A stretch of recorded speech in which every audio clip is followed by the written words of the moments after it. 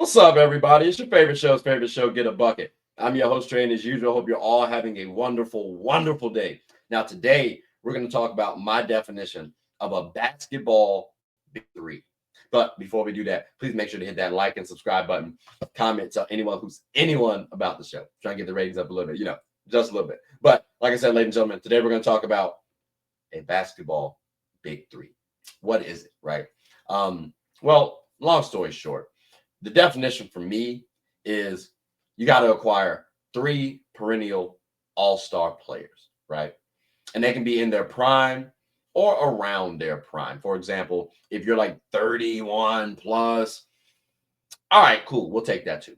That's part of a big three. So again, ladies and gentlemen, that's my definition of a big three. And now, this conversation, you might be wondering, well, where did this spark off from, right? How many big threes we really have in the NBA? Are they really working right now? That's another discussion for another day. But this conversation sparked off because we have some beef right now. Rich Paul and Chris Bosh. Rich Paul has actually made the statement, ladies and gentlemen, that this was never a big three. The Miami Heat were never a big three.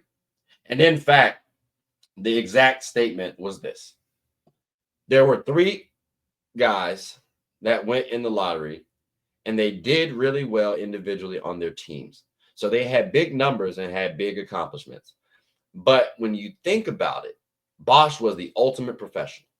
He took a back seat and he played a role in which, because he had such a high Q and he was such a professional as an individual, his approach to everything is what made that work.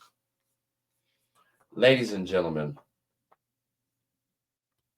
I'm still trying to figure out how this not a big three. Again, y'all heard my definition, but maybe y'all don't agree. So let's go over a couple examples of what a big three is. Because again, I think Rich Paul is off his rocker. So let's look at the Boston Celtics, for example, right? We have in 2008, Paul Pierce, who was 30 years old, 5-time All-Star. Ray Allen, 32, 7-time All-Star. Kevin Garnett, 31, 10-time All-Star. And they formed together. And they ended up winning a championship too, by the way. Could have won twice if it weren't for my boys. You know what I'm saying? Y'all know how we got down. But, ladies and gentlemen, still a big three, whether we want to look at it or not. And again, I said around the prime years. Prime years for me is like 25 to 20 or to 30. I really say 26 to 30, but I'll include 25 as well. So again, they fit the bill, right? How about the Warriors? And they have a big four. Like Steph, 28, 3-time All-Star. Klay Thompson, 27, 3-time All-Star.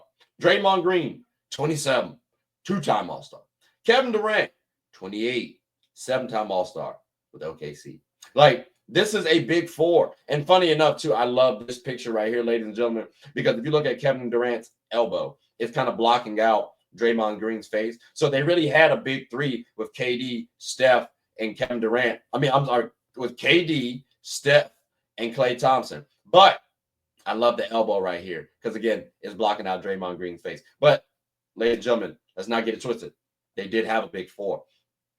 We're going to act like this wasn't a big four now because we can say, oh, well, Klay Thompson and Draymond Green were the ultimate professionals. They didn't really have the ego like that. Like, no, I'm not going to say that, bro, at all. So when we're looking at here, this Heat team, this Miami Heat team, and remember, ladies and gentlemen, these boys said, we going to win. Hold on, let me get back on screen. Not one, not two, not three, not four, not five, not six, not seven, not eight. Like they said, all that. That team want a big three? Really? Let's look off and see what they actually did, right? All right. Heat in 2011, they acquired Chris Bosh and LeBron James. Bosh was a 5-time All-Star. Braun was a 6-time All-Star. 26 years old. That's in the prime years, ladies and gentlemen. They already had D. Wade, who was 29, still in the prime years, ladies and gentlemen, who was a 6-time All-Star and an NBA champ with a Finals MVP to boot. But again, this team ain't no big three. Like never a big three. Really. Just the ultimate professional. Got you. That sounds ignorant as hell. And I'm telling you right now, I need to hear Bron's stance on this statement Because right now, the battle between Chris Bosh and Rich Paul is ridiculous. And I think right now, all we're doing when we're making this statement of never a big three, we're really just trying to make the narrative, change the narrative, and help Bron's case out in the GOAT discussion. Like next up, we're going to talk about D Wade really wasn't a dynamic duo with Bron because he was 29 and the injuries issue. And I've actually heard people try to make that case too, by the way, which is insane. Then like Bron's camp and Stans love to control the narratives, ladies and gentlemen. So, and you got to remember too, that 2007 Cavs team, it wasn't as bad as people try to make it out to be. And I've already made a video about this. I hope y'all go check it out. But next, I'm wondering what's going to happen. Like, what statement is Rich Paul going to make? Because I have a huge gripe with this statement. Again, if Chris Bosh is not there, there's a strong chance the Miami Heat don't win too. There's a legitimate chance because again, he had to adapt and become a stretch five, one of the most successful stretch fives that we've seen in the NBA's history. Like, that is a wild statement. And again, we're trying to make the narrative that Bron is a little closer to Jordan than what people want to admit. Well, since we want to discredit players, fine, let's do it like this. Since we want to control narratives, Bron's played with 20 All-Stars. MJ played with 12. Bron's played against 29 All-Stars. MJ's played against 23 in the playoffs. So it sounds like Bron need more help going against less talent if we're talking about ratios. Is that the narrative you want to spin to, Rich Paul?